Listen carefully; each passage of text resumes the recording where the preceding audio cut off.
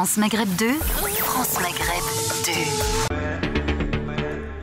Bonjour à toutes, bonjour à tous, bienvenue sur France Maghreb 2, j'espère que vous allez bien. C'est vendredi aujourd'hui, nous sommes le 20 janvier et je suis ravi de vous retrouver pour 2 heures de talk évidemment avec vos débats préférés bien sûr auxquels vous allez pouvoir participer en nous appelant 01 40 33 9000, 01 40 33 90 00 pendant 2 heures. Donc ainsi nous allons débattre sur les différents sujets au travers aussi de différentes chroniques telles que le Zap ou Mat avec des informations que nos débatteurs choisiront de zapper ou de commenter, ainsi de mater. Et puis le zapping tout à l'heure, bien entendu, nous écouterons notamment le président de la République qui était loin des manifestations hier. Il était en Espagne avec 10 de ses ministres et il en a profité pour rappeler l'enjeu et l'importance de faire passer cette réforme des retraites que les Français ne veulent pas en grande majorité, on peut le dire.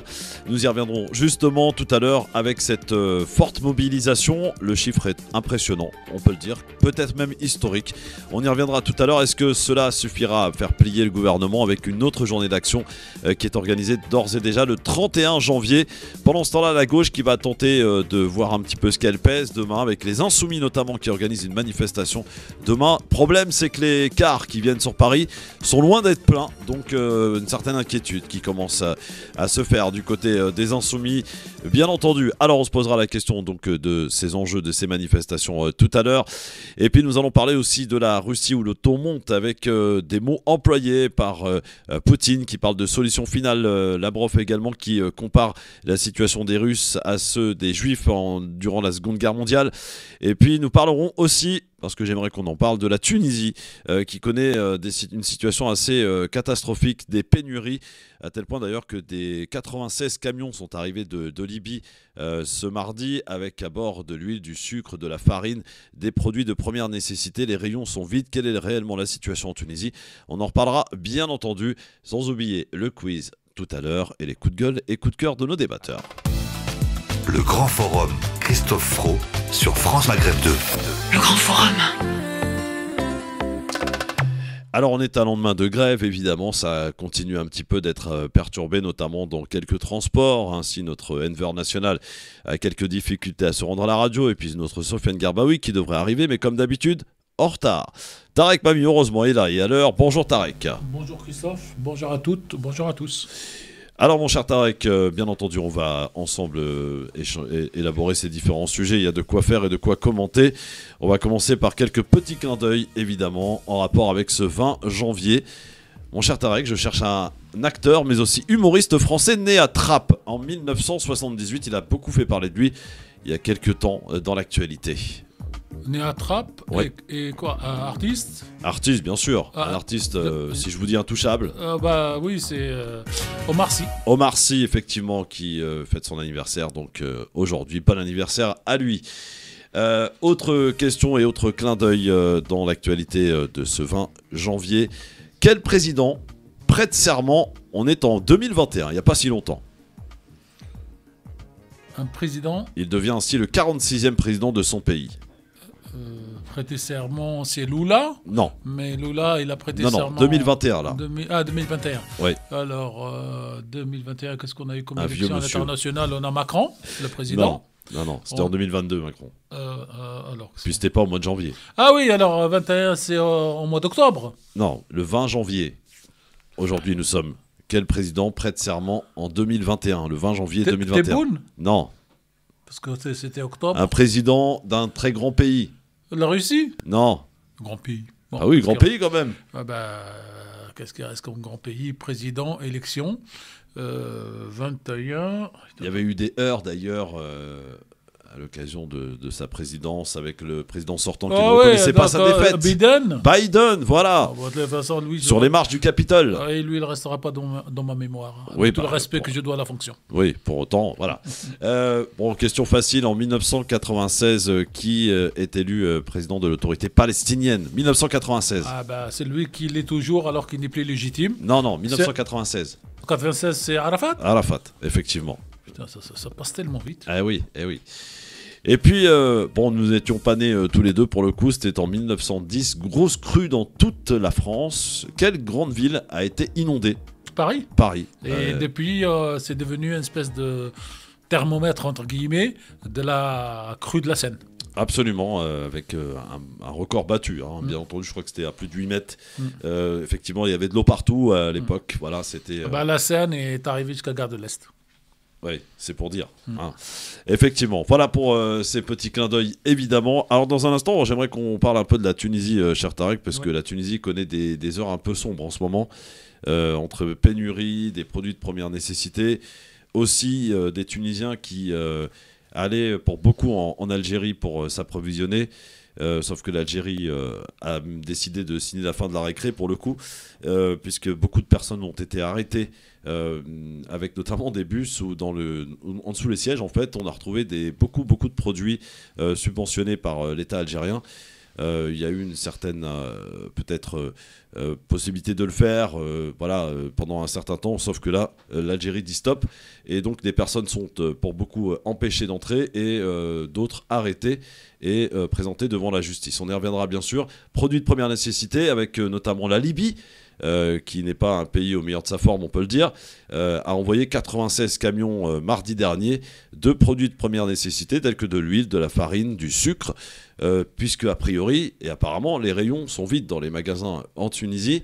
La situation, quelle est-elle? On va essayer de faire le point, puisque je suppose que vous avez des informations à nous donner, à nous communiquer. Et puis vous, amis auditrices, auditeurs, tunisiennes, tunisiens, vous pouvez bien sûr nous appeler au 01 40 33 9000 pour nous dire un petit peu, d'après les retours que vous avez de vos proches là-bas, ou alors si vous revenez tout fraîchement de la Tunisie, nous dire un petit peu quelle est réellement la situation. Si j'y rajoute aussi un climat politique assez délétère et des manifestations assez importantes quand même qui ont eu lieu le 14 janvier dernier, manifestations qui pour beaucoup étaient des manifestations anti-Kais Saied, eh bien on y revient de tout ce sujet bien sûr avant de partir en Russie puis avant de revenir en France, en Hexagone, pour parler de cette grande manifestation qui a rassemblé plus d'1 million de personnes d'après le ministère de l'Intérieur. 1,2 pour le ministère. Et plus de 2 millions pour les syndicats. Le chiffre était peut-être un peu... était peut-être pas aussi celui que le gouvernement attendait. Pour autant, il était là. Est-ce que pour autant, ça va se poursuivre? Est-ce que la dynamique est enclenchée? Est-ce que le fait d'attendre le 31 janvier, c'est une bonne chose pour entretenir une certaine dynamique ou pas? Et puis, en même temps, la gauche qui va essayer de se tester demain, tester sa popularité. Je le disais en introduction tout à l'heure, on peine à remplir les bus qui viennent de province. Hein. Il reste beaucoup de place apparemment du côté de Poitiers, de Nantes, de Nice, de Bordeaux pour venir jusque Paris et manifester demain. C'est à l'appel non pas de la NUPES mais des Insoumis. Voilà, et bien ces réponses demain dans la rue, bien sûr. 01 40 33 9000 jusqu'à 18h sur France Maghreb 2 avec Tarek Mami. Ne bougez pas, le Grand Forum revient dans un instant. Le Grand Forum sur France Maghreb 2. LGF sur France Maghreb 2, merci d'être avec nous en direct avec Tarek Mami qui est avec nous et Sofiane Garbaoui qui, vous savez où il est, Tarek? Non. Il est dans son taxi. Eh ben on le prendra pas. Bon, s'il est avec nous quand même. Ouais, non, on le prendra pas parce que ça devient des mauvaises habitudes. On va attendre notre ami Sofiane. Il met un coup de pression au chauffeur et on vous attend, mon ami Sofiane. Ça marche, Sofiane? Ça marche. Alors, on va parler de la Tunisie, cher Tarek, puisque la situation est un peu plus inquiétante. C'est le mot qu'on peut éventuellement employer. On parle de pénurie. D'abord, est-ce que vraiment il y a une pénurie en ce moment qui est constatée et constatable? Oui, alors je ne dirais pas, je ne sais pas le qualificatif que vous avez utilisé, mais moi je dirais que c'est une situation compliquée. Parce que vous avez en fait une bataille politique féroce qui se double de plusieurs autres batailles, notamment la bataille de l'économie et des rayons vides, parce que la Tunisie a toujours exporté tous ces produits donc, alimentaires de première nécessité vers la Libye. Et voilà que la roue tourne. L'histoire, c'est la Libye qui envoie ces produits, en sachant que la Libye ne produit rien. Donc, en clair, on va expliquer aux auditeurs pour que tout le monde soit clair. Ce sont des produits fabriqués en Turquie qui, avant quand Dahda était au pouvoir, venaient directement à Tunis et qui manifestement aujourd'hui transitent par la Libye pour arriver en Tunisie. Vous avez un deuxième phénomène, cher Christophe, chers auditrices, chers auditeurs. Vous avez Je ne sais pas si des gens ont vu le film Le Sucre dans l'histoire de France. Donc, vous avez des gens qui accumulent des produits, qui les planquent donc dans des, dans des garages lointains, fermés, et qui font monter le prix. Et tout d'un coup, ils sortent petit à petit pour vendre, par exemple, les bananes juste avant qu'elles pourrissent. Au lieu de les vendre à 6 dinars, on va le vendre à 10. Et donc, il y a de la spéculation. La spéculation parce que l'État tunisien est faible, est affaibli depuis 2011, et qu'il n'y a plus l'autorité de l'État. En arabe, on appelle ça la haïba. La haïba, c'est quelque chose comme dire le fait d'être respecté et respectable. Et donc, c'est surtout ça qui explique cette situation très difficile, puisqu'il y a une confrontation politique directe entre le président actuel, M. Kais Saïed, et ses oppositions qui sont diverses et variées, mais principalement Nahda, qui a dirigé le pays de droit de 2011 à 2014, de fait de 2014 à 2019, à 2021, et le bras de fer aujourd'hui oppose directement le président Kais Saïed al-Nahda, qui a quand même une maîtrise de l'administration, puisque en Tunisie, quand Ben Ali s'en va, cher Christophe, il y avait 300 000 fonctionnaires. Aujourd'hui, il y en a 800 000. C'est-à-dire qu'il y a 500 000 fonctionnaires qui ont été injectés dans l'appareil, et donc ça limite aussi le pouvoir d'État de pouvoir payer 800 000 salariés, fonctionnaires, dont, la moitié, ceux qui sont arrivés après 2012, ne foutent rien et qui sont sous-diplômés, alors que vous avez des diplômés qui sont au chômage. Donc voilà pourquoi... Le pays s'est appauvri ? Alors, très bonne question. Est-ce que le pays s'est appauvri ? Alors, si on part du point de vue de la production, la Tunisie produit moins depuis 2012. Et donc, si on prend comme échelle de valeur la production pour l'appauvrissement, oui, bien sûr, le pays s'est appauvri. Si on veut prendre, la masse financière, le pays ne s'est pas appauvri. L'autre drame de la Tunisie aujourd'hui, c'est que vous avez entre 60 et 80% des liquidités qui passent dans ce qu'on appelle le marché parallèle et qui ne passent pas par les banques et dans les grands magasins et par les grosses sociétés. Et quand vous avez donc l'accumulation de ces dérèglements administratifs de l'État tunisien, vous n'avez plus d'État. Et quand l'État est faible, ce sont tous les profiteurs qui s'enrichissent. Heureusement qu'il n'y a pas d'enrichissement comme en Italie, par exemple, sur la drogue ou sur la distribution de la drogue, mais les enrichissements se font sur ces produits-là. Et en fait, c'est aussi une bataille pour affaiblir le président actuel et pour l'amener peut-être à changer de politique, peut-être à démissionner, mais c'est une bataille féroce. Et je reviens à ma première phrase, cher Christophe, c'est une bataille politique féroce qui oppose les Tunisiens entre eux. Donc c'est compliqué aujourd'hui de trouver des produits de première nécessité quand on habite en Tunisie ? Oui. Tout à fait. Et il faut repasser par le fameux système B, c'est-à-dire qu'il faut être très bien avec son épicier du coin. Il faut accepter de payer quelques millimes de plus que le tarif officiel pour pouvoir avoir ce dont vous avez besoin.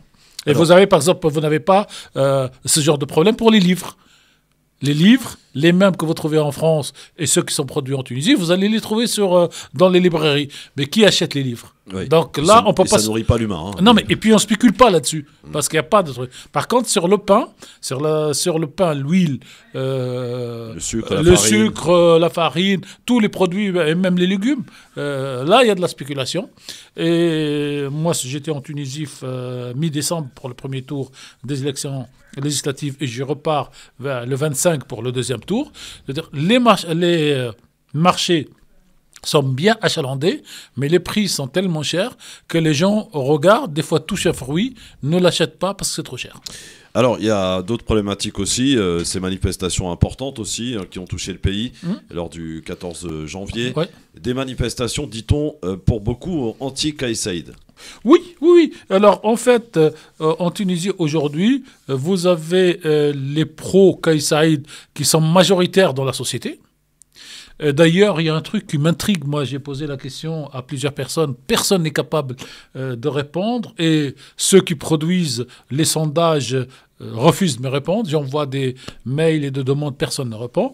Jusqu'au mois de mars de l'année dernière, il y avait tous les mois ce qu'on peut appeler le baromètre, comme en France, des personnalités françaises.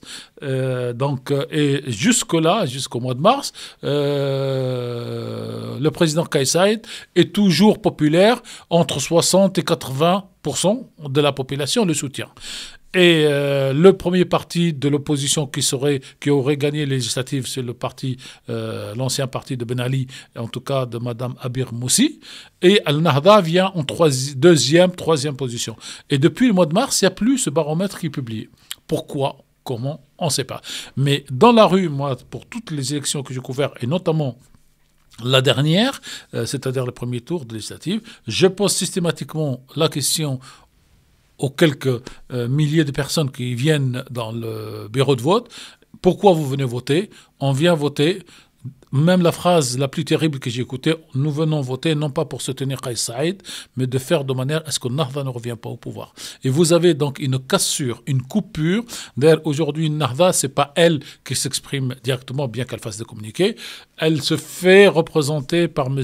Chabi, qui, lui, a toujours été opposant à Ben Ali, qu'on n'a pas beaucoup vu ni entendu pendant la décennie du pouvoir de Nahda, et qui devient aujourd'hui le chef, entre guillemets, de toute l'opposition tunisienne, c'est-à-dire des partis qui étaient représentés à l'Assemblée nationale, dissoutes aujourd'hui par Kais Saied. Donc la situation est compliquée, et il s'agit, à titre principal, de bataille politique entre le président et ses oppositions, qui compliquent donc tout le reste sur l'économie et le social. Et vous avez c'est un bon, excellent, très mauvais joueur, c'est le syndicat, les GTT, qui, dans une situation... syndicat historique en Tunisie. Bah oui, c'est celui de l'indépendance, qui, aujourd'hui, en pleine crise économique, continue à exiger les augmentations des salaires pour les salariés. Ouais. Donc, quand vous avez une espèce de chakchouka bien tunisienne, c'est pour ça que j'utilise plutôt le mot compliqué que la situation catastrophique. Alors, il y a une autre problématique aussi qu'on a soulevée aussi à plusieurs reprises, c'est...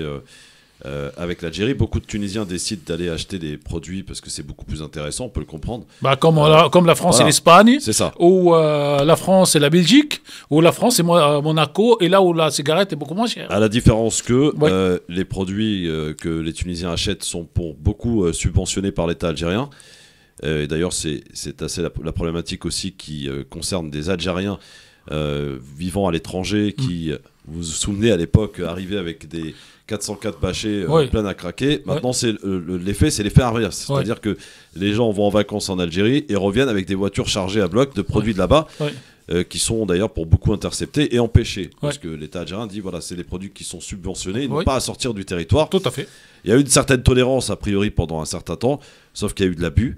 Visiblement, et d'après ce qu'on en croit, des bus qui ont été arrêtés avec sous les sièges qu'on a démontés pour mettre beaucoup de réserves de produits et pour, si vous voulez, revendre et spéculer aussi en Tunisie, l'État algérien a dit stop. L'État algérien a raison et a tort. Il a raison parce qu'il ne peut pas subventionner ces marchandises qui vont partir en Tunisie. Et ceux qui commettent ça, ce sont les fameux spéculateurs dont j'ai parlé tout à l'heure. C'est-à-dire que c'est des citoyens qui deviennent de grossistes. Et quand ils vont en Algérie, au lieu d'amener, je ne sais pas moi, 10 kilos de semoule, 10 boîtes de tomates concentrées, ils emmènent plutôt 100 et 100.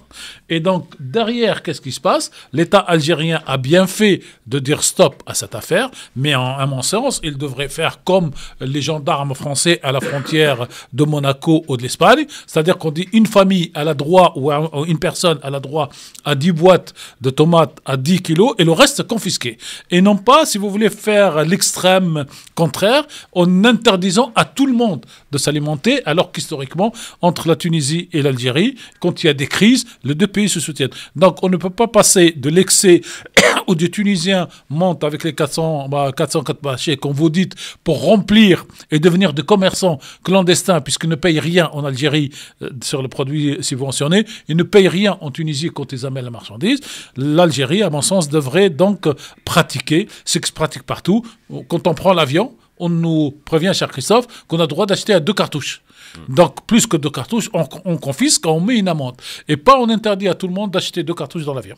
Alors, il y a un dernier souci aussi, c'est justement, puisqu'on parlait de l'Algérie, qui a beaucoup aidé à coup d'argent la Tunisie, avec encore un nouveau prêt. Et certains s'interrogent aujourd'hui, l'image par exemple de TV5, qui s'interroge sur une certaine dépendance de l'Algérie en Tunisie. Est-ce que le fait d'envoyer de l'argent, d'aider la Tunisie sous forme de prêt, sous forme de dons parfois, est-ce que ça rend pas quelque part la Tunisie un peu dépendante de l'Algérie? Alors, si on veut faire de la politique politicienne, il faut voir combien, et je ne parle pas donc de la région de Maghreb, comment l'économie israélienne a toujours été soutenue par les dollars américains. On voit aujourd'hui, pendant la guerre, donc est-ce que l'Ukraine aujourd'hui est un État américain? Donc si vous voulez, quand on part à l'excès et quand on rentre de l'idéologie, bien sûr, on peut partir sur toutes les thèses. La Tunisie n'a jamais été et ne sera jamais une colonie algérienne et vice-versa. Mais il se trouve qu'il y a eu des crises dans l'un des pays et dans l'autre, et la Tunisie a toujours été à côté de l'Algérie. Et depuis l'indépendance, l'Algérie a toujours été à côté de la Tunisie. 2 phénomènes. Les Algériens, quand ils menaient leur guerre de libération nationale, ils avaient une frontière ouverte. La Tunisie. C'est que, par exemple, les Palestiniens, aujourd'hui, n'ont pas ni du côté de l'Égypte, ni du côté de la Jordanie. Et donc, les Algériens normaux et sérieux ne peuvent pas et n'oublient pas cette partie de l'histoire. Deuxième chose, quand tu as eu la décennie noire, les familles algériennes, par exemple, qui habitent en Algérie et celles qui habitent en France, ceux qui habitent en France ne pouvaient pas aller en Algérie pour des raisons de sécurité. Ils se retrouvaient en Tunisie et la Tunisie était ouverte. Et en même temps, vous avez, pendant la guerre de libération nationale, le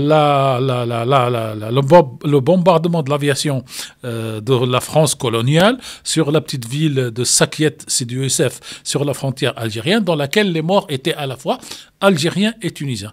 Et depuis donc 2011, depuis ce qui s'est passé en Tunisie, qui est un changement, et qui pour moi n'a jamais été une révolution, et je ne le reconnaîtrai jamais comme une révolution, c'est un soulèvement populaire qui a été manipulé par la suite, l'Algérie a toujours été constamment à côté de la Tunisie. Donc, je cherchais il y a quelques jours Christophe, et j'ai découvert, parce que je connaissais la phrase et cherchais l'auteur de la phrase dit que, le sens de la phrase, c'est on a des voisins en territoire, éternel, et la politique doit se faire en fonction de ces frontières. Et j'ai cherché, c'est Bonaparte qui disait cette phrase. Et donc aujourd'hui, le destin de la Tunisie est lié à la Libye, et à l'Algérie, et celui de l'Algérie est lié aujourd'hui à la Tunisie, puisqu'il n'est plus, depuis 1975, lié à l'Algérie, au Maroc. Et donc, si vous voulez,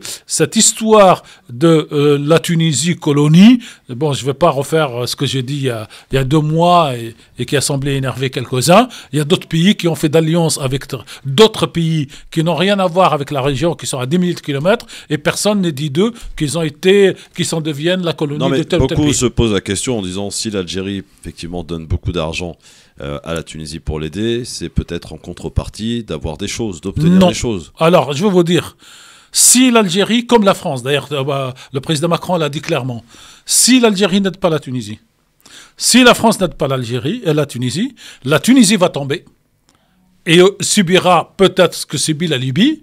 Et si ce qui se passe en Libye ou ce qui s'est passé en Syrie se passe en Tunisie, ça débordera forcément sur l'Algérie. Et donc, quelque part, pour garantir... Elle se préserve quelque part. Oui, pour garantir sa propre sécurité, elle aide. Donc, elle n'aide pas pour coloniser, elle n'aide pas pour avoir, je ne sais pas, tel ou tel intérêt, elle aide pour arrêter ce qui se passe en Tunisie, pour essayer en tout cas d'endiguer ce que vous avez appelé catastrophe, ce que j'appelle situation compliquée. Et donc, il y va du bon intérêt de l'Algérie d'aider la Tunisie. Si elle ne le fait pas, la Tunisie tombe, l'Algérie subira les conséquences. Justement, bonne transition. Est-ce que depuis 2011, ce que beaucoup appellent une révolution, ou un soulèvement... En tout cas, pas moi. Oui, j'ai bien compris. Mais est-ce que depuis 2011, la situation... Là, on a atteint un seuil d'une certaine inquiétude. Vous parlez de la Tunisie qui pourrait tomber. Est-ce qu'aujourd'hui, vous le craignez clairement aujourd'hui ? Non, parce que moi, la dernière fois, j'ai vu un collègue, il me dit comment ça se passe en Tunisie, Tarek, vous êtes rentré de Tunisie. Je dis, moi, j'ai pas été cette fois, et d'ailleurs, quand je partirai le 25 janvier, je ne pars plus comme journaliste, je pars comme sociologue. Que fait un sociologue? Il regarde ce qui se passe dans la société, en général. Il ne se contente pas de regarder la télévision ou les réseaux sociaux. Il ne se contente pas d'écouter le débat public et politique entre les uns et les autres. Moi, Christophe et chers auditrices, chers auditeurs, quand j'étais pour le sommet de la francophonie à Djerba, j'ai vu quelque chose d'extraordinaire. J'ai vu un espèce de séminaire qui était organisé par 3 ministères, le ministère de la Communication, le ministère de ce qu'on peut appeler ici les PTT, et un 3e ministère. C'était un séminaire ouvert, et dans lequel il y avait donc deux ministres, et 5 PDG, 5 chercheurs, et 5 chefs d'entreprise. Sujet du débat, la numérisation de la Tunisie, et comment faire pour que le Tunisien de base ne devienne ignorant en termes informatiques, avec la création de l'identité numérique comme en France. Et j'ai assisté à cet échange qui a duré en gros 3 heures, et je me disais, est-ce que je suis bien dans la Tunisie dont on parle tous les jours dans les médias? Et je me suis dit non. On dirait que c'est des Tunisiens de l'étranger qui se réunissent à Bruxelles ou à Paris pour parler des problématiques que nous avons en France et dans lesquelles donc on échange. Mais on dit souvent qu'à Djerba, le statut est quand même particulier. Non, mais Djerba, c'était juste le terrain. Mais c'était à l'occasion donc des sommets. Et alors qu'on était assis, au bout d'une heure, qui arrive? Et apparemment, personne ne savait. C'est Madame la Première ministre qui rentre à l'improviste. Et elle dit, je reste 10 minutes, 15 minutes pour écouter, parce qu'on m'a dit que c'est intéressant, ce qui se dit ici. Et en se levant, elle remercie, elle parle 5 minutes, et elle pose la question, comment faire pour que les Tunisiens qui sont scolarisés et qui savent donc lire et écrire ne deviennent pas les analphabètes de l'informatique demain. Et quand vous écoutez ce genre de préoccupation, vous voyez qu'il y a quelque chose qui se projette dans l'avenir. Et dans cette salle, on a invité un garçon et une fille qui ont été reconnus et félicités pour être dans les startups numéro 1 et numéro 2 de l'Afrique. Donc vous avez ça en sociologie comme de la Tunisie. Vous avez cette histoire de pénurie donc alimentaire, et vous avez cette histoire de bataille politique dans les réseaux sociaux. Laquelle de Tunisie triomphera demain? Pour moi, c'est la Tunisie qui travaille. Est-ce qu'on n'a pas l'impression, ce sera là ma dernière question sur le sujet, que le peuple tunisien a un peu abandonné l'aspect politique et ne s'y intéresse plus, puisque si on regarde le chiffre de participation du premier tour des élections législatives, il est très bas. 10%. Voilà. Est-ce que j'ai 3 minutes pour parler des élections législatives? Allez-y. Bon. Alors, je vais peut-être développer cette thèse à la radio pour la première fois. Jusque-là, et depuis 2011, et même du temps de Bourguiba et de Ben Ali, les élections se passaient sur un jour, un tour, à la proportionnelle. Et donc, le parti le plus fort du moment gagne et fait voter donc ses électeurs. OK? Et c'est ce qu'on appelle le scrutin proportionnel. Depuis donc cette nouvelle élection choisie, imposée par le président Kais Saïed, on passe, comme en France, à un scrutin à 2 tours, majoritaire. Donc, il faut gagner plus de 50% des voix plus une au premier tour. Sinon, on passe au deuxième tour, et le deuxième tour aura lieu le 29 janvier prochain. Vous avez une autre différence. C'est que jusqu'à cette élection, l'État, comme en France, finançait les partis politiques pour leur campagne. Ce n'est plus le cas aujourd'hui. Troisième différence, jusque-là, c'était les partis politiques qui choisissaient donc leurs candidats, puisque c'est un scrutin de liste, et donc vous trouvez la liste de votre parti, vous votez et vous n'avez pas le droit de toucher cette liste, et donc c'est le parti qui choisit.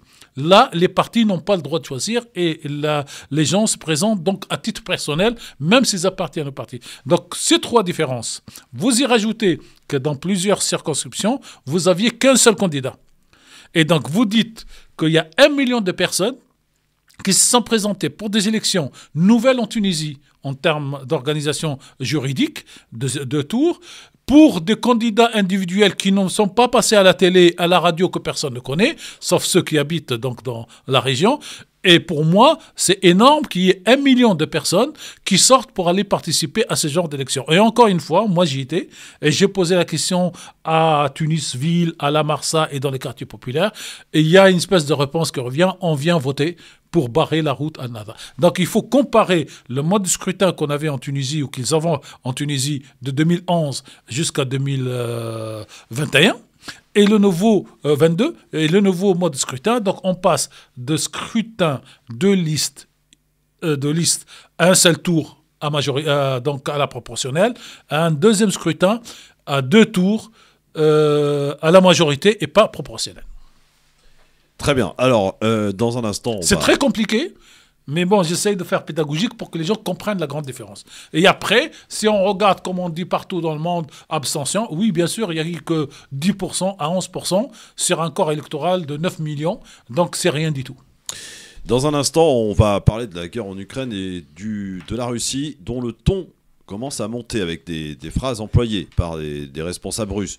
Solution finale, comparer la situation des Russes à ce qu'ont subi les Juifs pendant la Seconde Guerre mondiale. Autour de quoi? Autour d'une bataille qui est en train de se jouer, autour de livraison d'armes. Il y en a qui peinent à livrer des armes lourdes. En même temps, on apprend que la France, d'ailleurs, augmente son budget militaire. Oui, voilà. Je ne sais pas combien de milliards en 7 ans. C'est impressionnant. Alors, bien entendu, on en reparle dans un instant sur France Maghreb 2. Restez avec nous. C'est le LGF pour y participer. 01 40 33 9000. Ne bougez pas, le Grand Forum revient dans un instant. Le Grand Forum sur France Maghreb 2. Le LGF sur France Maghreb 2, merci d'être avec nous en direct avec Tarek Mami. On sera rejoint par Sofiane Garbaoui qui est toujours dans son Uber. Voilà, circulation difficile ce soir, Tarek. Oui. Alors, et on salue notre ami Enver qui est bloqué aussi, qui devait être avec nous aujourd'hui. Décidément, le lendemain de grève, c'est compliqué. Oui. Alors, on va parler maintenant de la Russie, et plutôt de la guerre en Ukraine où plusieurs enjeux se jouent. Mais ce qu'on a pu constater quand même, c'est un certain ton qui commence à changer, à monter en puissance de la part de l'exécutif russe. Poutine qui s'est exprimé hier, qui a employé le mot de solution finale. Lavrov qui a comparé la situation des Russes aujourd'hui à ceux des Juifs durant la Seconde Guerre mondiale. Comment peut-on interpréter ce ton qui est quand même passé dans un statut supérieur, là, pour le coup, qui est monté d'un cran? Alors, en réalité, aujourd'hui, il n'y a que les aveugles qui ne veulent pas voir, les sourds qui ne veulent pas entendre. Il est clair qu'aujourd'hui, la Russie est en train de faire la guerre, non pas à l'Ukraine, mais à l'OTAN, par l'Ukraine interposée. Oui, absolument. D'ailleurs, c'est ce qu'il laisse entendre. Là, les choses sont claires. Au début, on donnait, j'allais dire, les pistolets et les kalachnikovs, on donnait je ne sais pas quoi. Mais aujourd'hui, clairement, l'OTAN, et pour moi, et je l'assume, non, pas l'OTAN, l'Ukraine est membre de l'OTAN, sauf sur le plan juridique. Parce que l'article 5 de l'OTAN, du traité de l'OTAN, dit quand un pays est attaqué, tous les autres pays doivent lui venir en aide et lui donner tous les moyens pour donc gagner la guerre. C'est ce qu'on fait aujourd'hui. Aujourd'hui, la phrase, et c'est malheureux pour le peuple ukrainien, c'est l'Amérique et l'OTAN font la guerre à la Russie jusqu'au dernier Ukrainien, physiquement.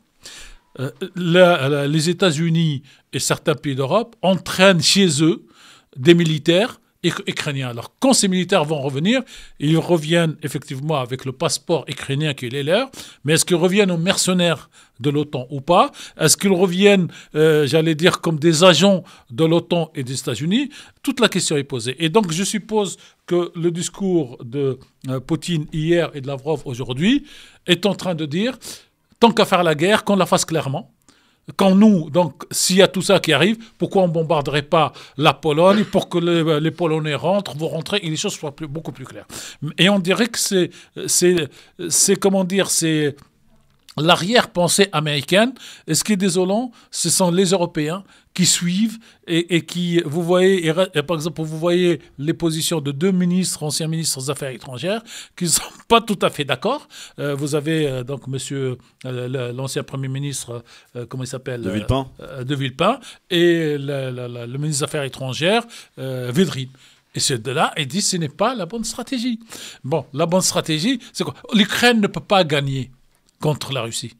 Elle ne peut pas récupérer la totalité des surfaces et surtout pas la Crimée. Alors, il y a un autre enjeu aussi important. On a parlé de RT France, la chaîne russe, Oui. qui avait été, vous le savez, suspendue. Oui. Et là, on a franchi un cap puisque cette chaîne ne peut plus faire face et va fermer définitivement. Ben, ça s'appelle la liberté d'expression. Hein. Quand le Mali a décidé d'arrêter nos amis, je dis nos amis, parce que moi je connais tous très bien, de RFI et de France 24, le président français et toute la France se levaient contre cette démarche d'interdiction de liberté d'expression. Mais quand c'est la France et toute l'Europe qui coupent RT, ça devient, c'est pour lutter contre la dictature. Vous savez, j'ai dit tout à l'heure qu'aujourd'hui, il n'y a que les aveugles et je m'excuse pour les aveugles, pour les non-voyants et les sourds qui ne veulent pas voir que la guerre est avec l'OTAN. Vous avez la même chose. La Russie envahit l'Ukraine, on interdit l'équipe de football. Ouais. Bon, je veux pas donner encore une fois Israël, on va me dire une obsession, Israël-Palestine. Israël joue dans la Coupe d'Europe de football. Géographiquement, il n'y est pas. Donc tout ça, c'est un rapport de force politique. Et aujourd'hui, la seule question qui vaille, qui aujourd'hui est plus fort en termes de rapport politique? Est-ce que c'est les États-Unis et l'Europe, ou est-ce que c'est la Russie avec le soutien plus ou moins caché, plus ou moins avéré de l'Inde et de la Chine? Et nous sommes à un endroit de l'histoire, les Américains ont même inventé la fin de l'histoire parce que l'Amérique a mis la main sur le monde. Aujourd'hui, nous avons cette problématique, nous, simples citoyens, qui ne faisons pas de la politique au quotidien comme le président de la République, les ministres ou les chefs de parti. Nous devons nous regarder pour dire quel est l'intérêt de notre pays aujourd'hui quand on voit les 2 millions ou le 1 million de manifestants dont on va parler tout à l'heure, cher Christophe, les problèmes de retraite et tous ces problèmes que nous avons.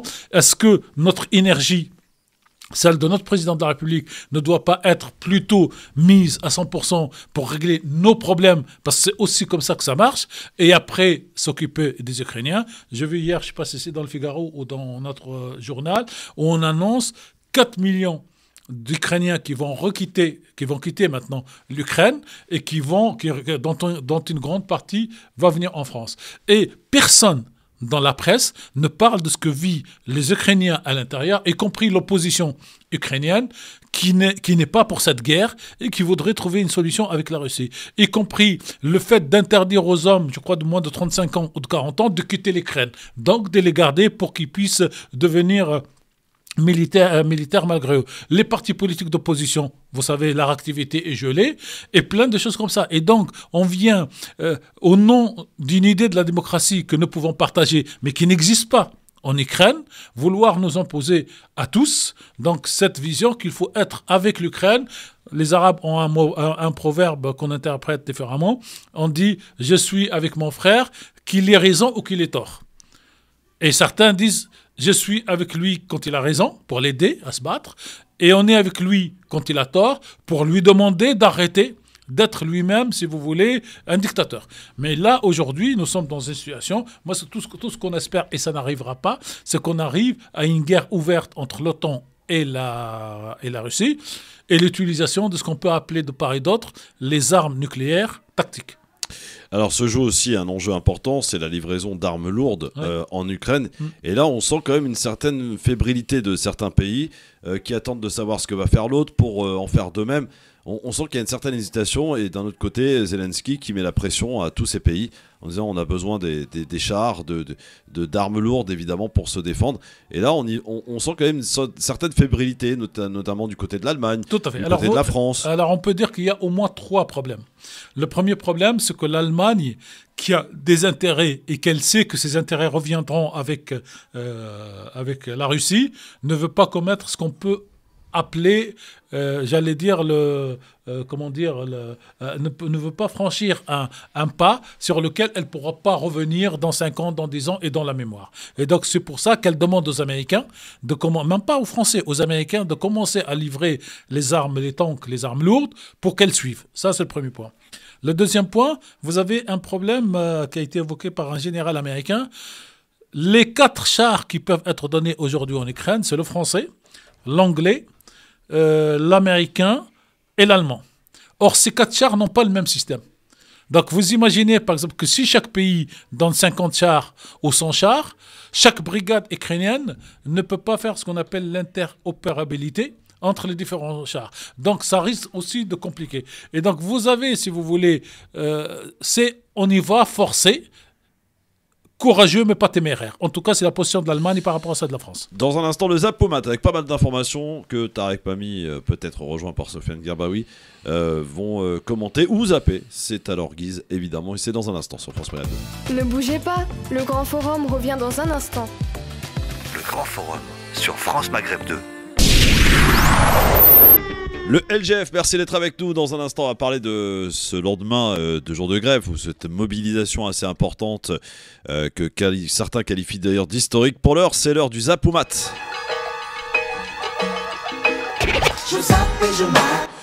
Des informations que je vous donne, cher Tarek, que vous décidez de commenter ou de zapper. La première d'entre elles est tombée cet après-midi. C'est la mise en examen de l'ex-ministre de la Santé Agnès Buzyn qui a été cassée par la Cour de cassation. Est-ce que vous commentez ou vous zappez? Vous zappez? Oui. Très bien. On rappelle qu'elle reste toujours témoin assisté dans cette affaire, mais qu'elle n'est plus mise en examen. Voilà. Autre information, le Maroc et Israël ont convenu ensemble de renforcer leur coopération militaire, en l'élargissant d'ailleurs, c'est important, au renseignement ainsi que la cybersécurité. C'était lors d'une réunion bilatérale qui avait lieu ce mardi à Rabat. Vous commentez, vous zappez? Oui, en 2 phrases. La première, c'est que le Maroc est un État souverain qui est libre de prendre toutes les décisions qu'il veut, qu'il considère comme allant dans ses propres intérêts.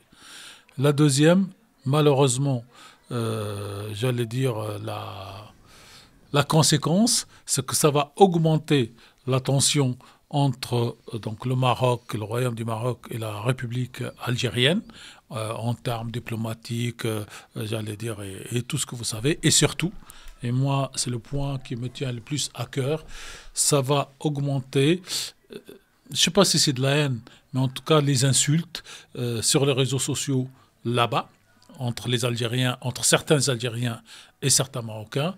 Et moi, ce qui me désole, et ce qui me touche le plus, c'est que ces insultes et cette éventuelle haine entre citoyens de nationalité algérienne et de nationalité marocaine risquent fortement de déteindre sur les citoyens, ici en France, entre citoyens franco-algériens et citoyens franco-marocains, alors que nous, depuis qu'on a créé cette radio France-Maghreb, notre but c'est d'essayer, j'allais dire, de créer une harmonie la plus grande possible de ces 2 citoyens qui sont français pour nous d'abord, mais qui sont d'origine donc algérienne et marocaine.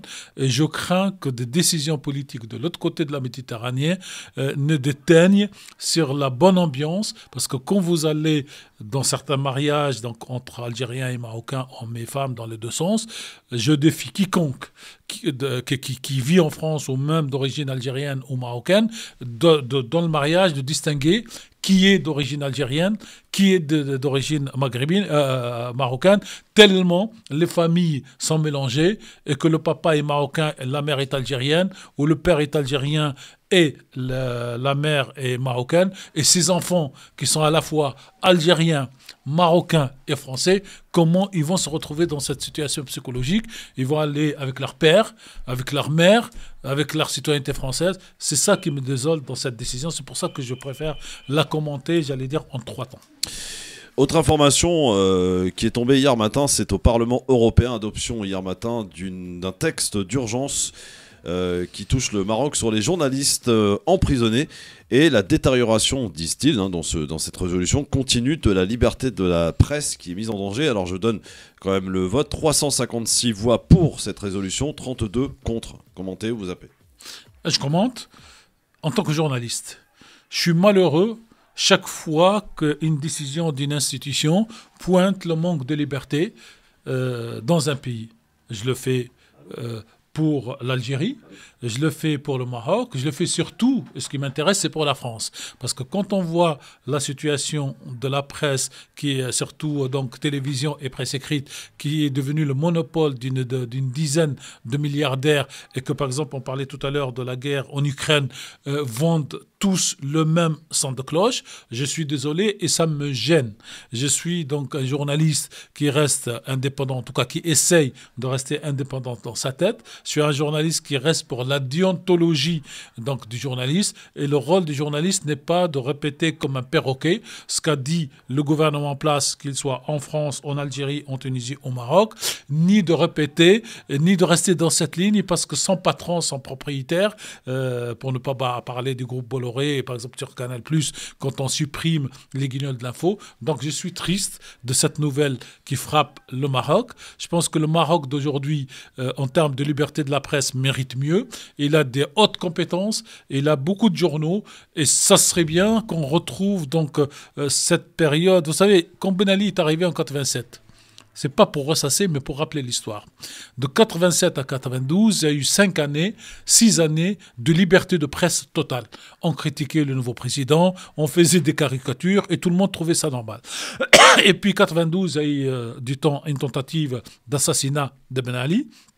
Il y a eu des élections où Nahda a pesé de l'ordre de 20%, et donc ça s'est crispé et on est passé sur un régime totalitaire. Au Maroc, pareil.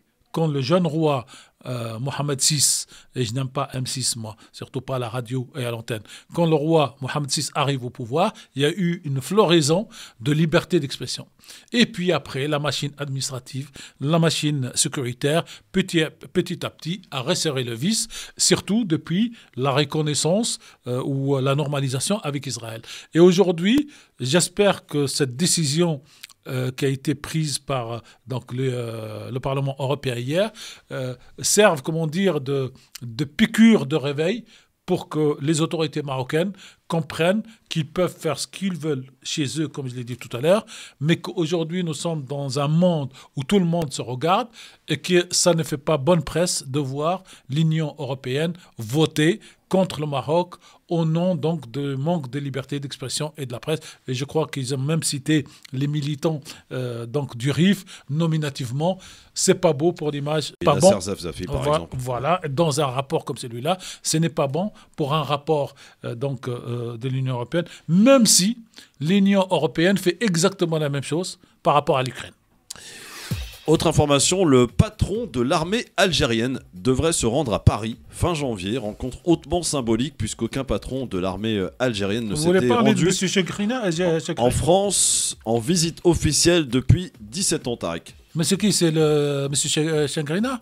Oui, c'est le patron de l'armée algérienne. Voilà, alors là, je vais décevoir quelques auditeurs, mais c'est comme ça, je suis heureux. Pourquoi je suis heureux?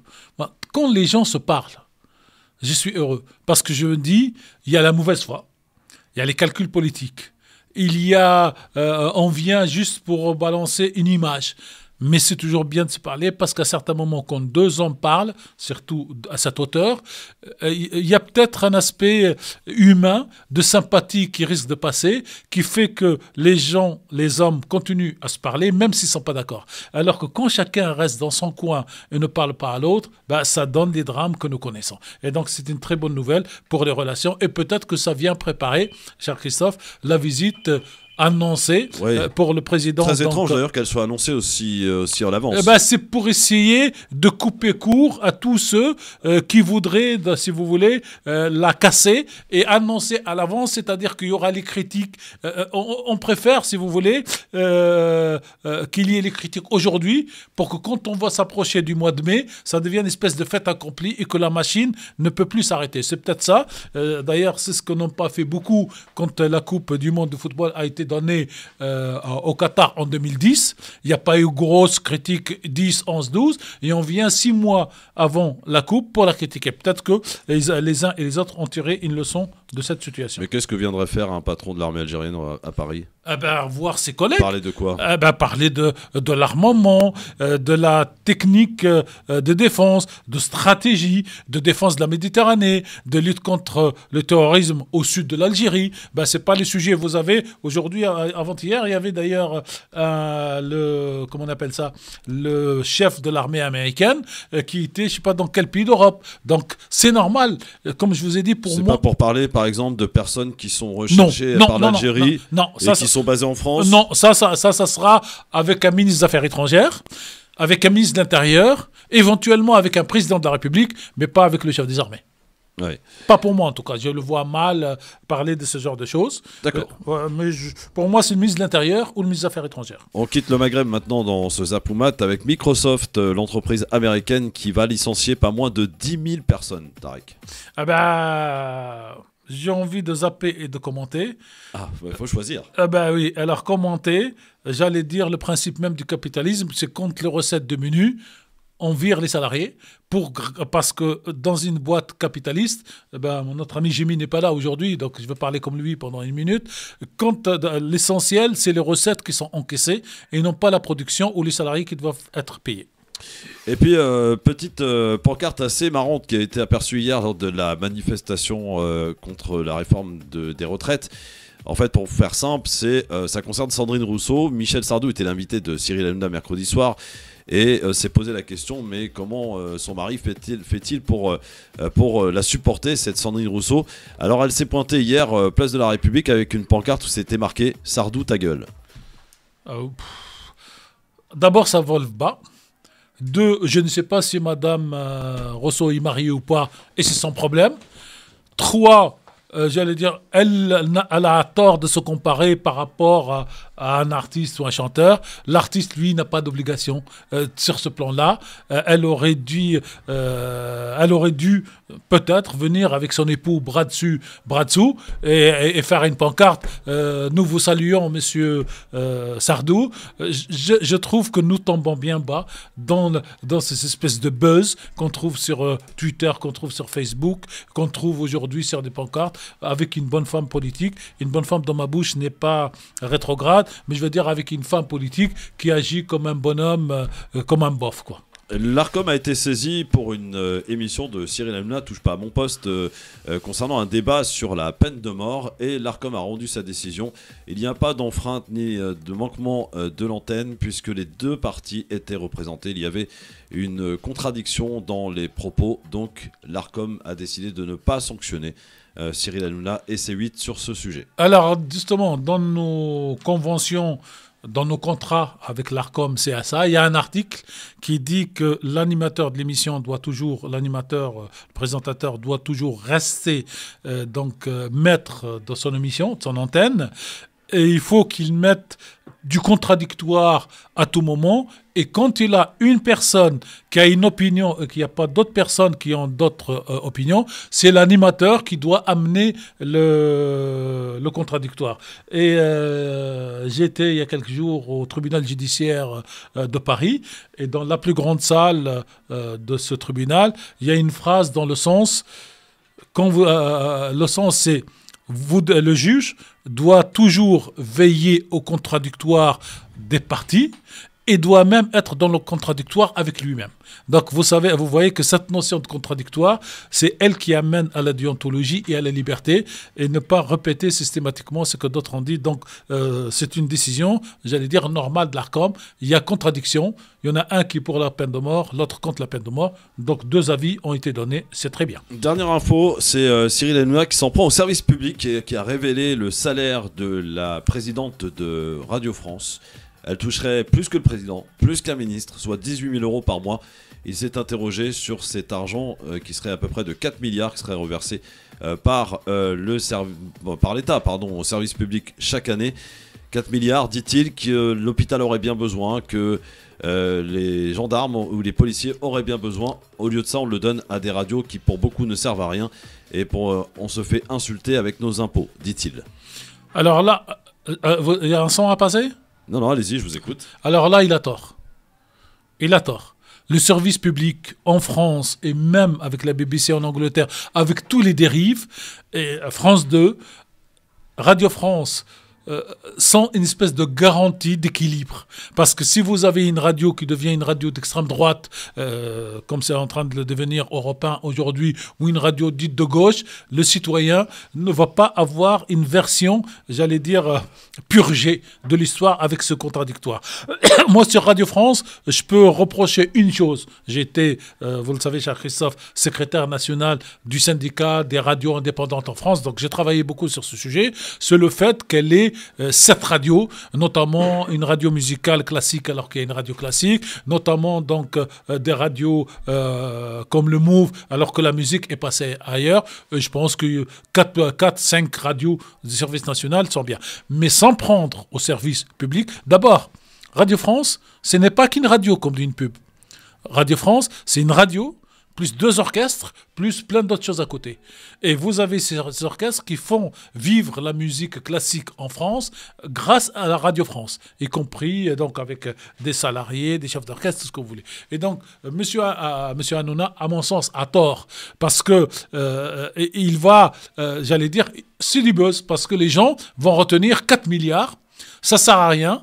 Il y a déjà des radios, donc on récupère les 4 milliards et surtout que lui, il destine déjà les 4 milliards directement à l'hôpital. Et donc, la phrase que vous connaissez, on déshabille pas Paul pour appuyer Pierre ou l'inverse. Je précise que Hanouna est souvent gratiné par la matinale de Radio France, non, France Inter en l'occurrence. Oui, voilà, vous faites bien de préciser ça. Donc c'est une espèce Mais de... sur le salaire quand même, il est assez impressionnant, le salaire de la présidente de Radio France, quand même 18 000 € par mois. Bon, je ne sais pas si c'est... Alors, on peut voir, on sort des politiques parce qu'ils sont cadrés. Combien touche le PDG de EDF par mois? Je sais pas. Qu'est-ce qu'il fait? Combien a touché le patron de Nissan? Combien touchent les grands patrons en France? C'est pas... C'est des salaires supérieurs à celui d'un président, par exemple. Non, mais ils sont tous supérieurs au président parce que le président, d'ailleurs, c'est Hollande qui a baissé le salaire parce que Sarkozy l'avait élevé. Donc, c'est une bataille. Pour moi, c'est une fausse bataille que de s'attaquer au service public au nom du salaire de la présidente qui fait son boulot. D'ailleurs, la radio ou les radios de Madame la Présidente de Radio France sont première radio de France. J'allais dire avec France Inter. Bon, ça veut dire qu'il y a du boulot à faire. Et donc, allez, si vous voulez, moi je suis contre le fait, mais chacun est libre, d'aller critiquer parce qu'on a un problème personnel, donc plutôt la présidente, qu'il critique, par exemple, la ligne éditoriale de France Inter, il a raison, il est libre. Mais qu'il la critique sur ce point-là, il a tort.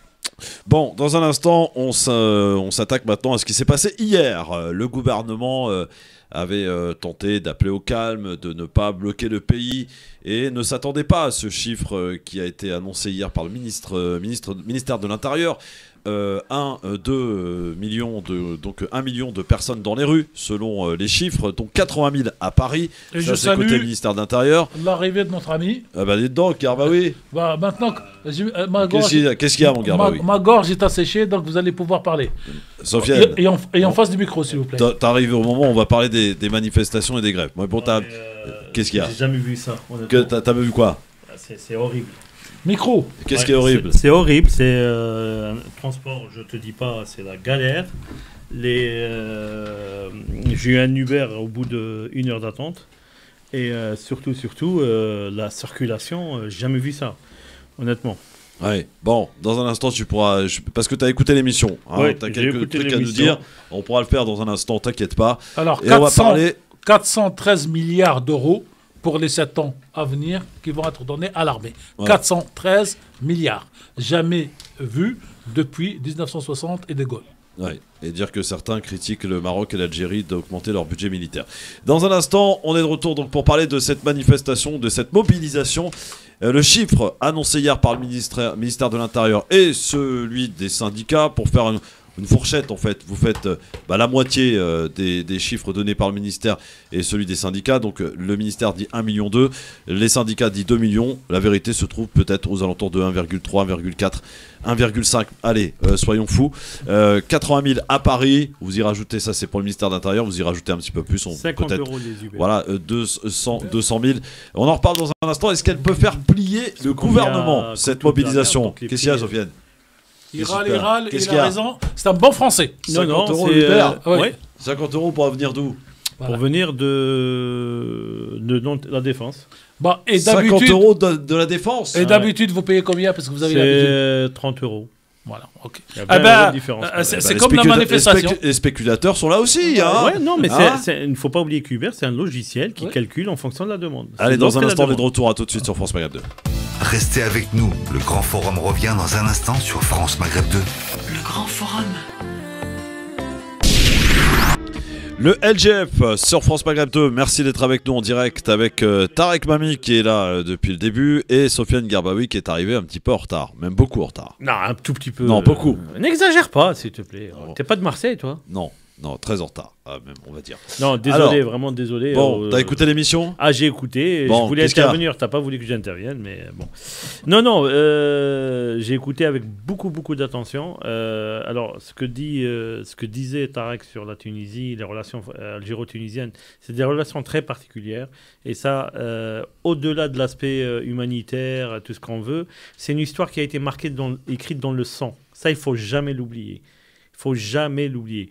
Aucun pays n'a eu ce contact avec l'Algérie. Les Tunisiens, alors il y a eu des frères marocains aussi qui sont tombés pour la défense de l'Algérie, mais avec les Tunisiens c'est très particulier parce que les Tunisiens ont été frappés sur leur territoire par l'aviation française pour les punir, Sidi Youssef, pour les punir de soutenir les Algériens. Oui, ça, c'est le premier point. Le deuxième point, l'Algérie, effectivement, avec la Tunisie, et Tarek a bien fait de le souligner, il ne faut pas oublier, c'est la frontière Est. Et qui dit frontière, dit qu'il faut que la frontière reste debout. On ne peut pas se permettre de la perdre. Ça, c'est le deuxième point. Et quand la décennie noire, ça aussi, c'était un point très important, tous les pays ont fermé la porte, y compris le Maroc. Parce qu'il avait instauré des visas pour les Algériens. Ça, il ne faut jamais l'oublier. Les Tunisiens recevaient quand même les Algériens. Et c'est le seul pays qui n'a jamais mis un visa pour les Algériens. Et ça, les Algériens ne l'oublient pas. Aujourd'hui, si les Algériens mettent 200 millions, 300 millions pour aider la balance commerciale, tunisienne, c'est tout à fait en toute fraternité, vraiment en fraternité. C'est même pas une question d'amitié, c'est en fraternité. Et il ne faut pas oublier qu'il y a un accord entre les deux pays pour se soutenir mutuellement. Il y a un accord de défense mutuelle entre l'Algérie et la Tunisie. Donc, tout ça, ça paraît extraordinaire. Et quand tu disais que France 25, TV5 Monde trouvait ça étrange, comme dirait Tarek, quand on soutient les Ukrainiens ou quand on soutient Israël ou d'autres pays, alors c'est pas étrange. Mais quand l'Algérie soutient des frères, c'est étrange de soutenir son frère et sa sœur. Non, c'est pas étrange, c'est normal. C'est normal. Très bien. Alors, on va parler maintenant de ce qui s'est passé hier. Vous savez, hier, c'était une grande journée d'action. Une manifestation importante que certains, d'ailleurs, qualifient d'historique. Avec aujourd'hui, selon les chiffres du ministère de l'Intérieur qui sont tombés hier soir, 1,2 million dans les rues, dans toute la France. Il y avait beaucoup de cortèges un petit peu partout, à Marseille, à Toulouse, à Bordeaux, à Paris, bien entendu, à Nice aussi. Il y avait beaucoup de monde. Partout en France, effectivement. Les syndicats parlent donc de 2 millions. Est-ce que d'abord, dans un premier temps, Tarek, c'est une victoire des syndicats pour l'instant en ce premier jour de mobilisation? La réponse est oui. Il ne faut pas tergiverser. Ouais. Ça fait en gros depuis 1975 et pas de 75. Depuis 12 ans. Non, plus quand M. Juppé était. 80. Non, c'est dans les. Oui, quand M. Juppé était Premier ministre, il disait qu'il était debout dans ses bottes. Depuis, debout et droit. Oui, droit dans ses bottes. Dans ses bottes. Depuis cette date-là, on n'a pas eu une journée de manifestation comme celle d'hier. Donc c'est une victoire, de l'Union. De 2 millions, même 1,5 million. L'Union syndicale. De l'Union syndicale. syndicales, les 8 syndicats, y compris les CFDT, qui n'a pas toujours répondu présent à ce genre de manifestation. Tout à fait. Donc, ce n'est pas les habitudes. Voilà, donc ce n'est pas les habitudes. Et le drame pour ce pays comme pour d'autres, c'est que le président de la République, il fait comme si rien ne s'est passé hier, et comme si 1,5 million dans la rue, ça passe pas grand-chose, alors que, j'allais dire, quand il appelait les gens à voter pour lui, 1,5 million, c'était énorme. Non, mais il y a un truc à expliquer. C'est que là, on voit bien qu'on est sur une bataille idéologique. Et moi, c'est ça qui m'intéresse le plus. On revient à un clivage idéologique. Parce que jusqu'à là, quand on entendait les gens, oui, à droite, de droite, à de gauche, c'est pareil, ça se ressemble, c'est kiff-kiff, c'est machin. Là, on voit bien que Macron s'arc-boute sur sa réforme, non pas parce que c'est une réforme nécessaire, parce que tous les chiffres démontrent que cette réforme ne sert à rien. Ne sert vraiment à rien, sauf à mettre de la pression sur les retraités. Mais comme lui, ce changement, il le veut de manière idéologique, eh ben, il veut que ça soit un marqueur de son deuxième mandat. Il était totalement opposé il y a 3 ans. Oui, mais il était... Attention, parce qu'il faut bien écouter ce qu'il a dit. Il n'était pas opposé à la réforme, il était opposé aux modalités qu'il veut imposer aujourd'hui. Mais il a toujours été pour la réforme. Enfin, sur l'âge légal de la retraite, il n'était pas pour avancer. Je vais te dire un truc. Ce gouvernement, c'est là où des fois on dit que les crânes d'œufs, comme on les appelle, ils devraient quand même descendre un peu sur terre. Ils auraient rallongé les années de cotisation. Ça serait passé comme une lettre à la porte. Ouais. Tu dis au lieu de 42, on fait 43. Et on reste sur 62 ans. Sauf qu'à 62 ans, parce que la moyenne aujourd'hui en Europe, c'est 61 ans et demi, le départ à la retraite. Parce que j'entends par-ci, par-là, oui, en Italie, ils partent à 90 ans, les Allemands, ils partent... Non, la moyenne en Europe, parce que tout le monde a des régimes spéciaux, des régimes qui font que la moyenne de départ à la retraite, c'est 61 ans et demi. Alors, la stratégie maintenant, parlons de la stratégie syndicale qui aurait pu, par exemple, profiter de cette mobilisation importante pour garder un petit peu... j'allais dire, l'élan qui est là, et poursuivre, pourquoi pas, pour partir vers une grève illimitée, décide d'organiser une nouvelle journée d'action. Alors, pas tout de suite, pas dans la foulée, le 31 janvier. Est-ce que ça ne vise pas déjà à essouffler le mouvement ? Non, parce qu'il faut savoir que quand on fait grève, alors ça, il y a une sorte de, comment on appelle ça, un mythe urbain qui veut que les grèves soient payées. C'est pas vrai, les grèves ne sont pas payées. Alors, il y a des caisses. Non. C'est des caisses de soutien internes. C'est pas la même chose. D'accord. Des caisses. La SNCF, par exemple, j'ai des caisses. Non, mais il y a des caisses parce que les gens cotisent. Absolument. Voilà, donc c'est rien d'extraordinaire. Mais ça existe partout dans le monde. Par contre, il y a un syndicat dont on n'a pas parlé. Mais c'est là où on voit quand même tout l'intérêt de la chose. C'est le syndicat des cadres. Les cadres ne font pas grève. Ils ne descendent pas dans la rue. C'est la première fois dans l'histoire du syndicat qu'ils appellent à la grève et qu'ils descendent dans la rue. En tant que syndicat, je ne parle pas à titre individuel, d'accord ? Non, c'est pas au contraire. Je pense que les syndicats ont compris que ça va aller dans le dur et ça va durer. Donc on y va doucement, quoi. On y va doucement, mais sûrement. Ouais. Le syndicat des pétroliers a annoncé déjà la couleur. Ok. Parce qu'il faut savoir, il y a quand même des choses qu'il faut savoir. On n'a pas le droit de faire des grèves perlées en France.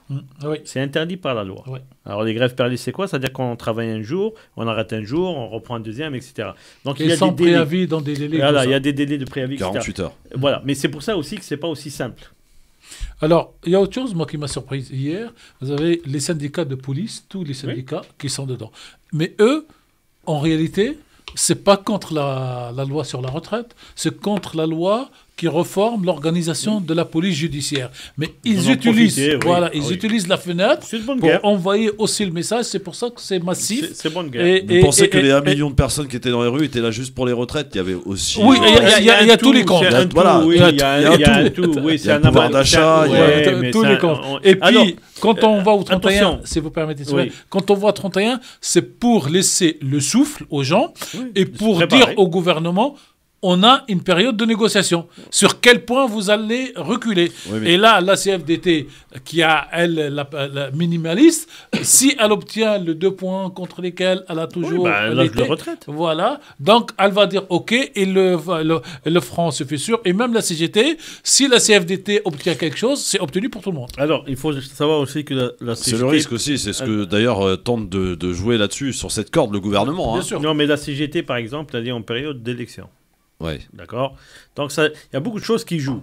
Le gouvernement, il a un marqueur idéologique. C'est d'être à droite. Il a tenté de minimiser d'ailleurs un peu le succès de cette Non, manif. non. Nous, on a eu les différents ministères, ce qu'on appelle les éléments de langage. Au contraire, c'est pas de minimiser.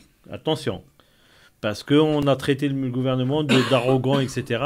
Et la consigne qui est passée à tous les ministères, c'est au contraire de ne pas minimiser. Mais, comme l'avait fait remarquer tout à l'heure, d'ailleurs, en parlant de cette grève, avant que j'arrive, c'est que le président, lui, il dit, voilà, j'ai été élu avec 8 millions de voix. Mais sauf que le problème, c'est on peut être élu sur un programme, et sauf qu'après, les gens se rendent compte que c'est une bêtise, et ils décident que ça doit changer. D'ailleurs, beaucoup lui ont déjà retoqué.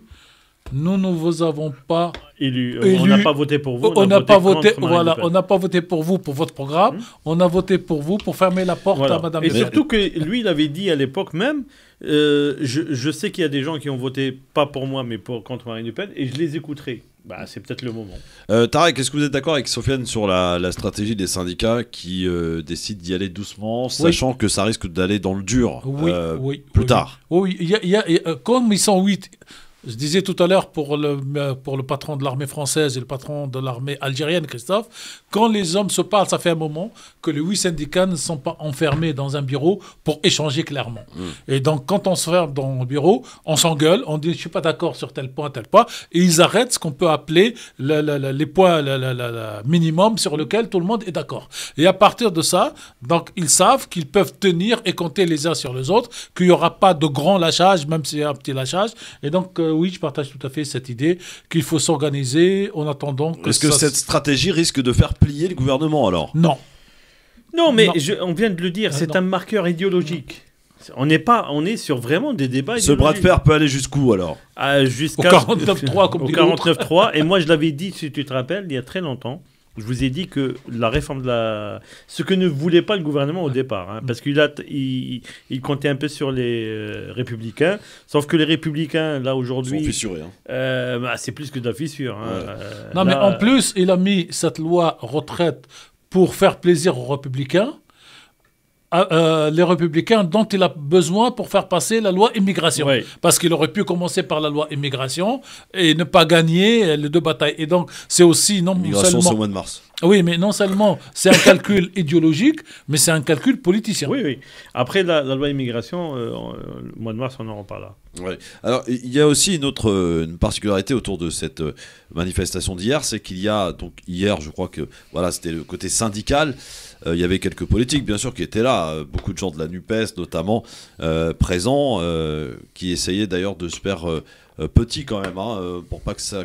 Oui, parce que participe comme de l'instrumentalisation. Ouais. Et vous avez demain la LFI donc, qui organise une manifestation. C'est pas les demain. LFI, c'est les jeunes. C'est les jeunes, effectivement, mais qui sont évidemment encadrés par les anciens. Mélenchon sera là et compagnie. Non, le LFI sera présente à cette. Oui, mais bah, c'est oui, les il jeunes sera qui présent. organisent. C'est les jeunes qui organisent, mais bien sûr, les anciens, les cadres de ce mouvement seront là. Le problème, c'est qu'ils peinent à remplir les bus. A priori, pour ceux qui viennent de province, c'est pas plein du tout. Est-ce que là, l'aspect politique, pour tester un petit peu peut-être ce que vaut aujourd'hui la LFI, aujourd'hui, c'est pas un risque qu'ils prennent 2 jours après une grosse manifestation comme il y a eu hier. On pourra parler d'échecs vraiment en dessous de 100 000, et je doute que la LFI puisse rassembler 100 000. Oh, si, ils pourront, c'est pas le souci. Le problème qu'on a aujourd'hui, c'est on est en train d'essayer d'opposer des chiffres. Le problème, c'est pas le problème des chiffres. Quand on a un front syndical uni, moi, je dirais au gouvernement, faites attention. Parce que je prends le cas de la SNCF. La SNCF, elle a 3 gros syndicats qui la gèrent, on va dire, qui peuvent bloquer vraiment la situation. Si les 3 se mettent d'accord le même jour de bloquer, il n'y a plus de SNCF, il n'y a plus de trains qui circulent en France. Donc il ne faut pas tout mélanger. Les chiffres sont... On parlait de la Tunisie tout à l'heure. Et Tarek a bien dit les choses, moi je trouve, concernant quand on parle d'abstention. L'abstention, elle est mondiale. Elle n'est pas spécifique à la Tunisie ou au Maroc ou à l'Algérie ou en France. Elle est mondiale. Ça veut dire quoi? Il y a une défiance vis-à-vis du politique. De la chose politique et du... Alors, pas de la chose politique, mais du politique. Donc, il y a des gens qui sont capables de venir à une action, mais que tu reverras plus jamais après. Exact. Donc, par contre, des syndicats qui sont des organisations. C'est-à-dire c'est des choses qui sont organisées. Les syndicats, leur capacité de nuisance, c'est la possibilité qu'ils ont d'utiliser leurs adhérents pour bloquer les choses. Si tu as les 3 gros syndicats de la SNCF ou les 3 gros syndicats des pétroliers qui décident de tout bloquer, c'est mort dans le film, mon ami. On va passer au zapping et on va reparler un petit peu aussi de cette manif avec notamment très belle manif, la réaction d'Emmanuel Macron qui était en Espagne, lui avec 10 de ses ministres. Pour parler des Basques. Vous alliez le faire gagner parce que c'est notre projet. Et c'est insupportable, enfin, votre attitude. Mais enfin, ça va pas. Il faut que la police tire à balles réelles dans ces cas-là. Ne pas s'asseoir sur une chaise rouge parce que le rouge serait la couleur du diable. J'ai grandi et baigné dans l'islam. Oui. El Hamdou, je le connais par cœur. D'accord. Ça va. C'est insupportable, votre attitude sur les plateaux de télévision. Je vous demande de vous arrêter. Je vous demande de vous arrêter. Vous croyez qu'ils oseraient venir ici? On s'ose tout. C'est ça que vous le prenez. C'est le jingle du zapping, évidemment. Alors qu'est-ce que j'ai à vous faire écouter, à commenter, bien sûr, dans ce zapping? Le président de la République, Emmanuel Macron, qui, depuis l'Espagne, a eu ces mots à ceux qui sont venus manifester dans les rues de Paris et de France hier soir. Si vous voulez que le pacte entre les générations soit juste, il faut procéder à cette réforme. Et donc nous le ferons avec respect, esprit de dialogue, mais détermination et esprit de responsabilité. Une réforme qui a donc été démocratiquement présentée, validée, qui est une réforme surtout juste et responsable. Juste et responsable, donc il reste droit dans ses bottes, si je puis dire, Tarek Mabi, le président là. Ce qu'on disait tout à l'heure. Oui, Sofiane. Ce qu'on disait, c'est idéologique. Mais regardez le glissement sémantique. Avant, on parlait, concernant cette réforme, qui n'en est pas une, on parlait de ne pas laisser le déficit arriver en 2027. Voilà. Ça veut dire que le système était en déficit et qu'il fallait le protéger. Aujourd'hui, on parle d'équilibre entre les générations. C'est plus la même chose. C'est-à-dire, on dit, voilà, faites un effort socialement pour vos futurs, enfin, pour vos petits-fils et les petits-fils pour leurs grands-parents. Il en a profité aussi pour rappeler, Tarek, le président, qu'il avait été élu quand même démocratiquement, qu'il y a eu une élection législative, qui lui ont accordé une majorité, non pas absolue, mais une majorité... ça, c'est vrai. Voilà, qui est somme toute là. Donc il a rappelé quand même cet aspect des choses. Sauf qu'on lui oppose, moi-même le premier, j'ai voté au deuxième tour contre Madame Le Pen, et donc je n'ai pas voté avec un chèque blanc comme on disait avant. Ouais, mais en même temps, c'est pas parce que le vote, l'élection présidentielle, c'est un vote, on vote pas forcément sur toutes les parties du programme. Oui. D'accord. Ou alors faudrait qu'on coche. Voilà. Écoutez, hier sur BFM TV qui recevait Sandrine Rousseau. Et quand on en vient à parler de visite médicale, il y a comme un espèce de malaise. Écoutez. C'est 2 ans de plus, peut-être. C'est 2 ans de trop. C'est 2 ans en plus. Des visites médicales à partir de 45 ans dans les branches avec des mais on a des visites médicales. Vous avez des visites médicales en tant que salarié de BFM. La visite médicale, je sais pas, je vais avoir 19 ans, 20 ans. Visite médicale, la dernière, j'ai passé là, il y a 10 ans ou 12 ans. Vous voyez, ça va poser un problème à l'entreprise si vous dites. Ouais. C'est bon. Et là, il y a les DRH qui viennent d'appeler. Eh oui, il n'a rien compris. Qui a rien compris? Alors, moi, j'ai rien compris. Tarek, en fait, il y a des journalistes qui sont en plateau avec Sandrine Rousseau, qui en vient à parler de visite médicale, et l'animateur, le journaliste Alain Marchal, qui dit, moi j'ai eu ma première visite médicale, j'en ai pas eu depuis l'âge de 18-19 ans, et donc là, il y a le patron qui qui est souvent là en plateau, Philippe Corbière, qui dit oula, on va avoir des problèmes avec l'entreprise, que normalement il y a des rendez-vous légalement tous les 2 ans. régulièrement. Donc a priori chez BFM, il n'y a pas de visite médicale. Alors c'était tous les 2 ans et après c'est passé tous les 4 ans. C'est ça. Sauf donc, et il y a les visites médicales renforcées pour les gens qui font le travail de nuit, etc. Ou pour le travail où il y a de la pénibilité, qui c'est tous les 6 mois. Alors il y a la visite médicale quand on est embauché. Oui, mais tu as après des visites médicales de suivi.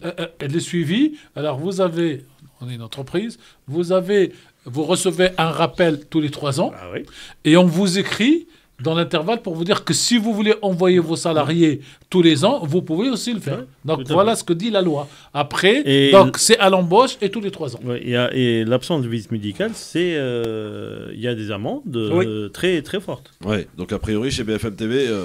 c'est BFM TV. Alors justement, tiens, sur cette même chaîne qui recevait l'ambassadeur russe en France, qui a eu des mots très durs. Écoutez. Zelensky, au niveau législatif, il a interdit toute négociation avec la Russie tant que Poutine est au pouvoir. En Europe, personne ne parle plus de la paix. Tout le monde ne parle que de la guerre. Mais où ça va? Où ça va? Vers la paix? Pas du tout. Mais si ça ne va pas vers la paix, ça va vers l'escalade. Et l'escalade, c'est quoi? Alors, où sont les limites de l'escalade? Vaincre la Russie sur le champ de bataille, tu la définissais comment, impossible, cette toute l'histoire du monde. Vous allez vous battre jusqu'au dernier Ukrainien pour qu'ils finissent comme des cartouches. Et après, ce sera quoi? Après le dernier Ukrainien, ce sera qui? Alors, les premiers Polonais, les premiers qui? L'OTAN est en train de décider sur la livraison massive des chars. Oui. Donc là, c'est encore une étape qui sera peut-être bientôt franchie. Encore une ligne rouge. Et ce serait quoi cette étape? Est-ce que c'est vraiment une ligne rouge? Non, mais il y a déjà... Mais toutes les lignes rouges sont déjà franchies. C'est encore une ligne rouge supplémentaire qui sera peut-être franchie. Alors, mais avec quelle réponse? Parce que quand on dit ligne rouge, en général, il y a une riposte en face. Reste à savoir quelles sont les limites de cette folie. Alors, la prochaine étape, ce sera quoi? Les avions de chasse? Les soldats? Les technologies nucléaires, plutôt? Quoi?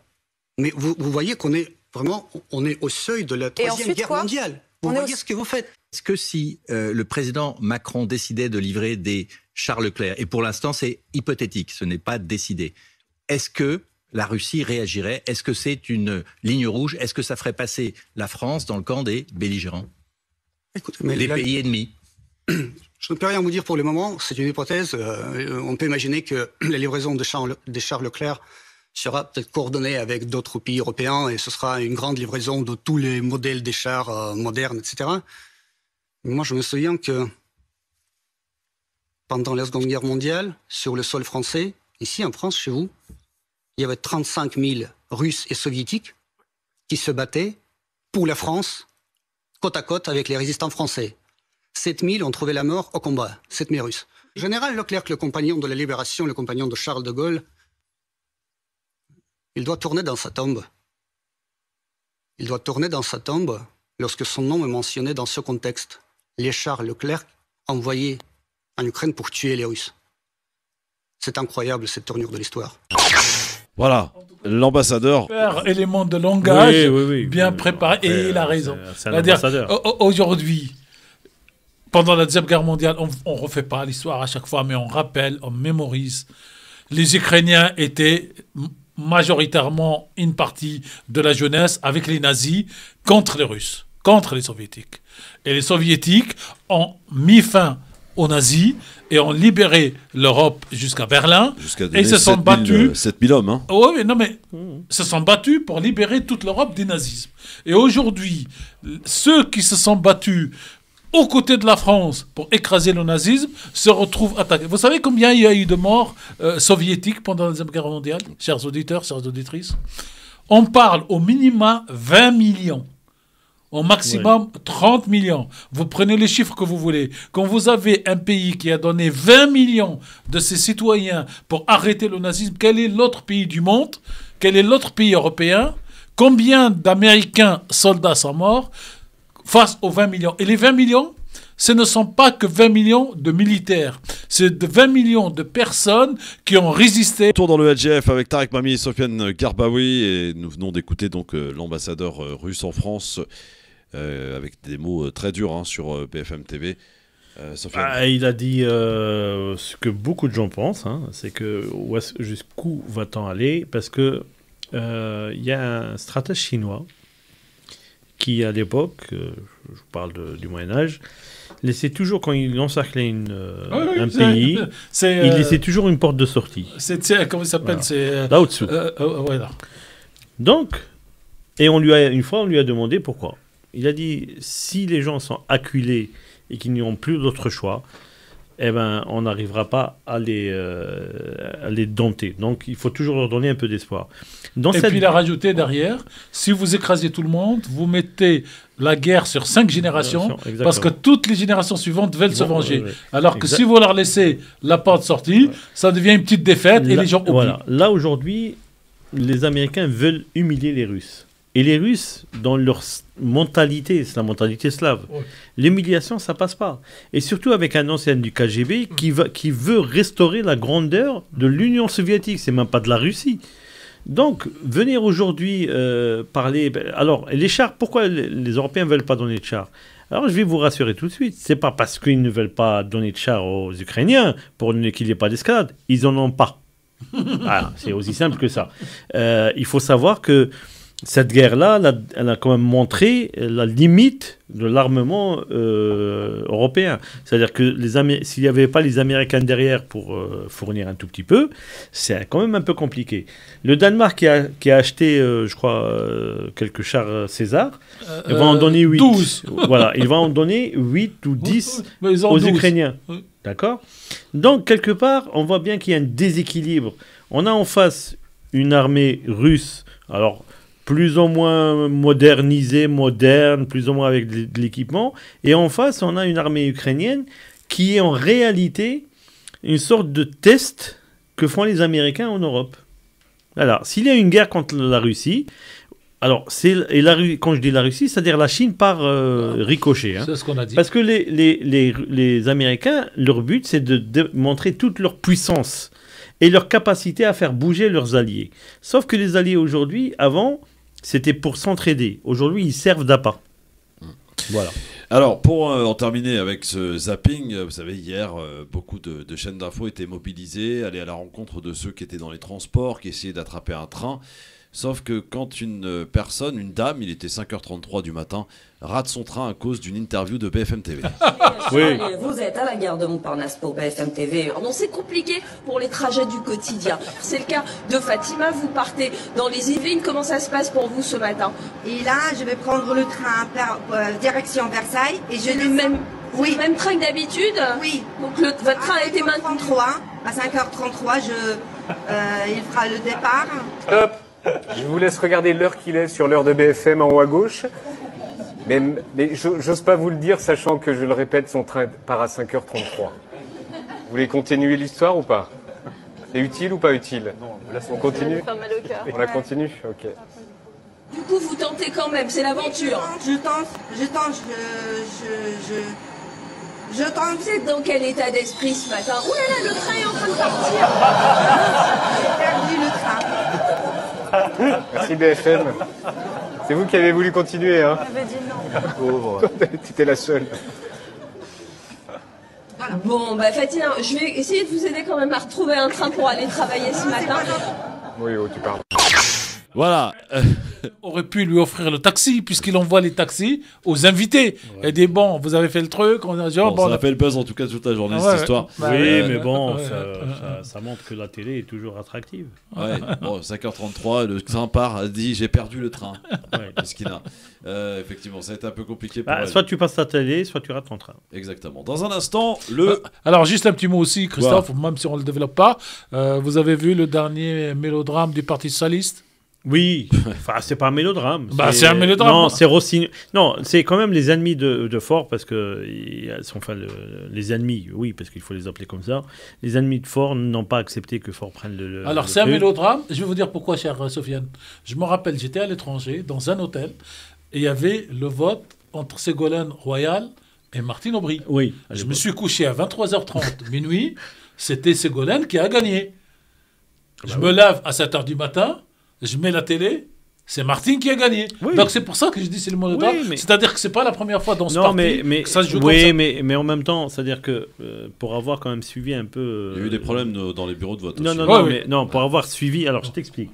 Jusqu'à maintenant, dans tous les partis... Moi, c'est ça qui me reste en mémoire. Je suis d'accord. Je suis d'accord avec toi. Mais dans tous les partis, avant les élections, on a, comme par hasard, on a beaucoup d'adhérents qui arrivent. Bon, des gens qui n'ont jamais fait de politique et qui arrivent. Ensuite... Il y a chaque groupe essaie de peser avec c'est les fédérations, d'accord. Maintenant, Faure tient bien le parti. Oui. Il a mis beaucoup de ses proches au niveau des directions. Rossignol, c'est quand même Hollande. C'est Hollande, c'est la dame de Toulouse, c'est l'ex-premier Hidalgo, ministre, etc. Oui. Donc, c'est-à-dire tous les gens qui ne veulent pas en clair d'alliance avec LFI, voilà. Et avec Mélenchon, leur ancien pote.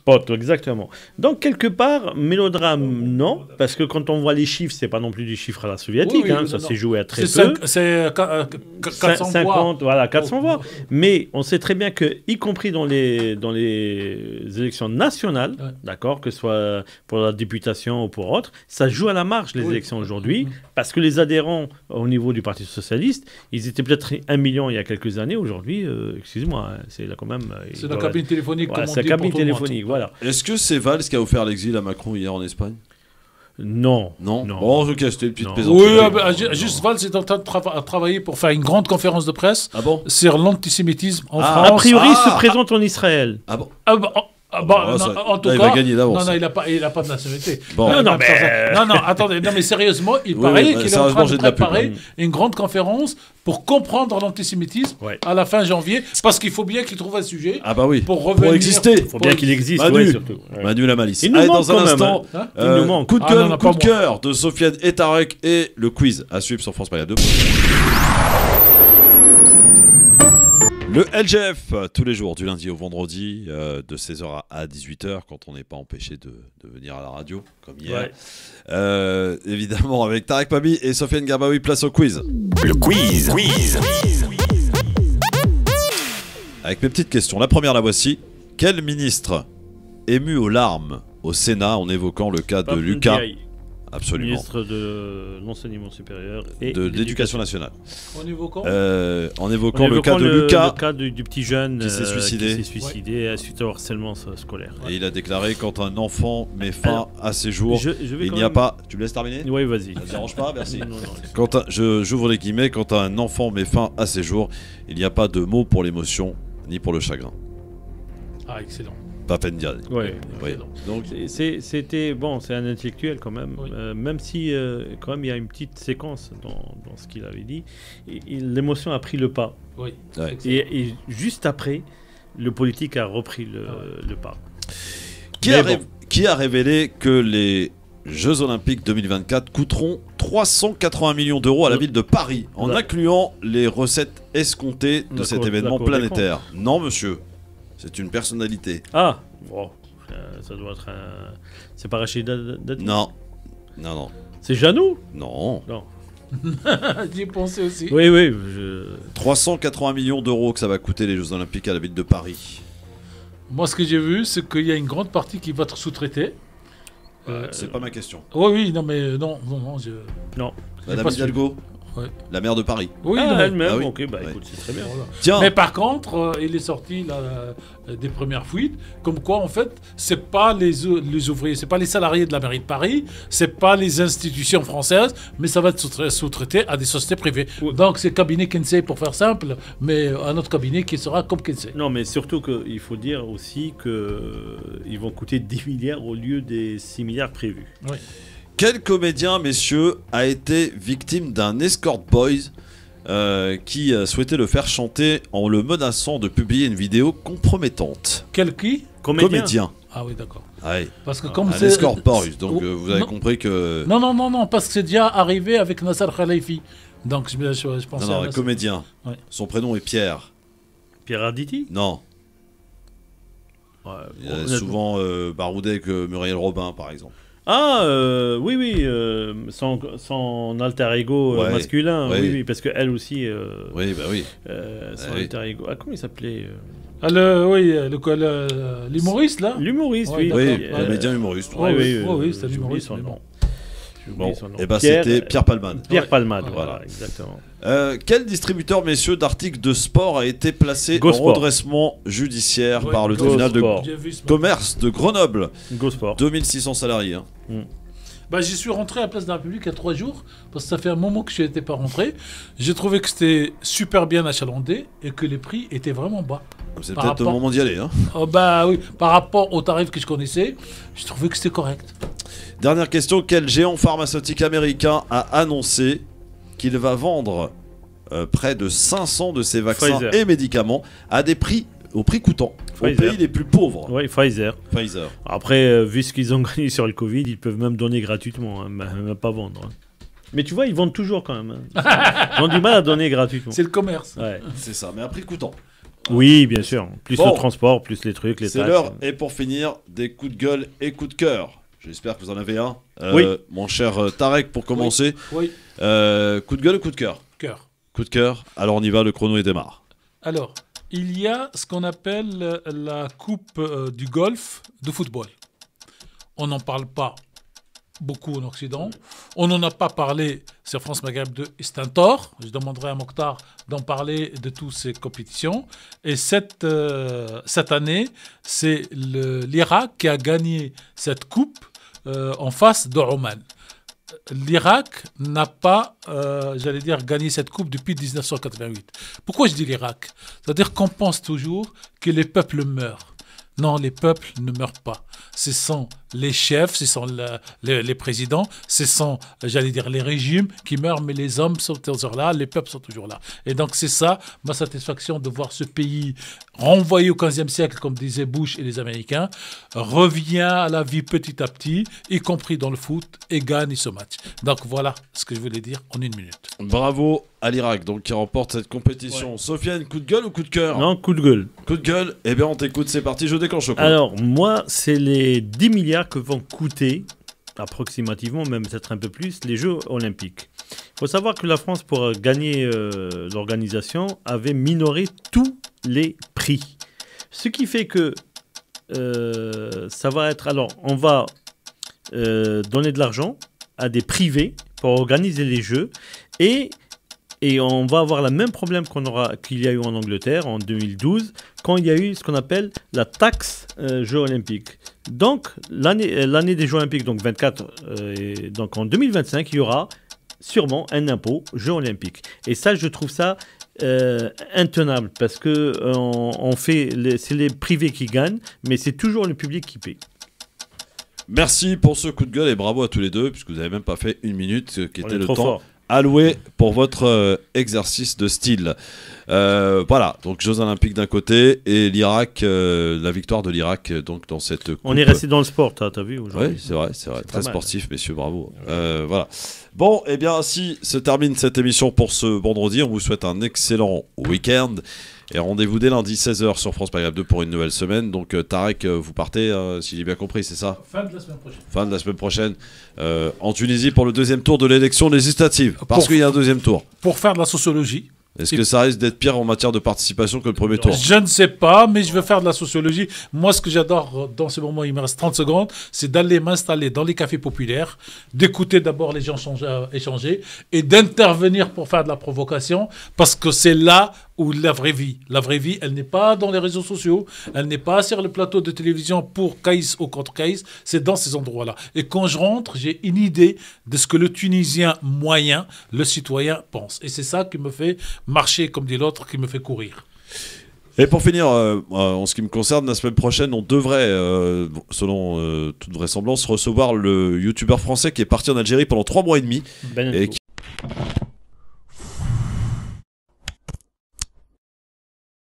France Maghreb 2, France Maghreb 2.